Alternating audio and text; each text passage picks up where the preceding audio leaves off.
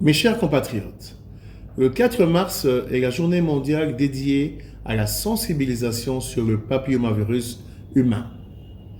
Les infections à ces virus sont sexuellement transmissibles, asymptomatiques et à l'origine de plusieurs maladies allant des simples condylomes à plusieurs types de cancers, notamment le cancer du col de l'utérus, de la vulve, l'orifice du rectum, l'appareil génital masculin, de la sphère oropharyngée et des lésions précancéreuses de haut grade. Il existe plus de 200 sérotypes connus à ce jour, dont 9 sont à haut risque oncogène. Ces virus sont responsables de presque 100% des cancers du col de l'utérus. Dans le monde, le cancer du col de l'utérus occupe le 4e rang chez la femme en termes de prévalence. Paradoxalement, en République démocratique du Congo, le cancer du col de l'utérus vient en première position de tous les cancers confondus. Cette différence se justifie par l'introduction systématique des vaccins contre les papillomavirus humains dans les pays développés chez les jeunes filles et garçons avant l'âge de l'activité sexuelle active, soit entre 11 et 14 ans. Ceci a permis à ces pays développés de fixer une nouvelle cible, celle de l'éradication du cancer du col de l'utérus d'ici 2030. Mes chers compatriotes, le cancer du col de l'utérus dû au papillomavirus humain reste le cancer facilement évitable, facilement dépistable et diagnostiqué tôt.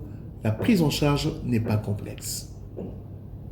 Les stratégies de lutte pour l'éradication du cancer du col de l'utérus reposent sur la vaccination de la population cible contre les papillomavirus, le dépistage tous les 3 ans des femmes âgées de 25 ans à 65 ans et le traitement adapté de cas diagnostiqués. Au regard de la prévalence du cancer du col de l'utérus, la lutte contre le cancer est l'un des 16 indicateurs d'évaluation en Afrique de la couverture santé universelle.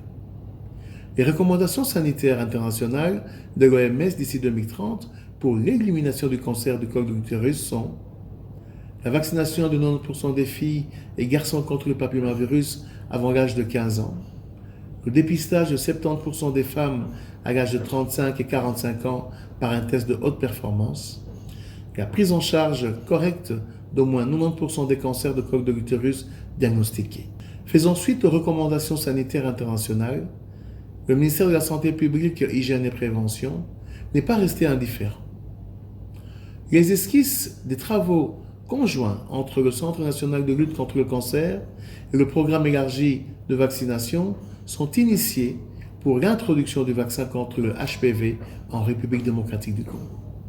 Le Centre national de lutte contre le cancer s'active à mettre en place un programme régulier et pérenne de dépistage du cancer du col de l'utérus.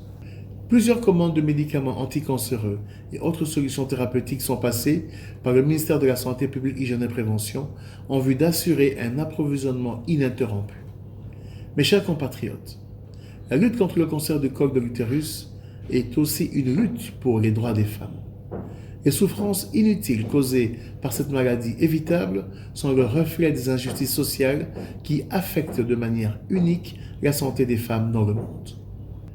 En ce mois de mars dédié à la femme, notre ministère, en collaboration avec ses partenaires techniques et financiers, évoluant dans la lutte contre le cancer, s'engage à organiser une campagne de dépistage de masse du cancer du col de l'utérus chez au moins 5000 femmes, d'assurer le traitement médical, chirurgical et la radiothérapie des cas qui seront diagnostiqués conformément à la vision de son Excellence, Monsieur le Président de la République, chef de l'État, Félix-Antoine Tshisekedi Tshilombo, celle de la couverture santé universelle.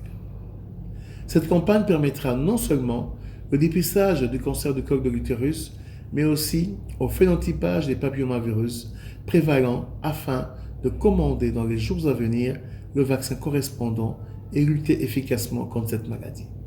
Que vive le ministère de la Santé publique, Hygiène et Prévention, que vive le mois de mars, mois dédié à la femme.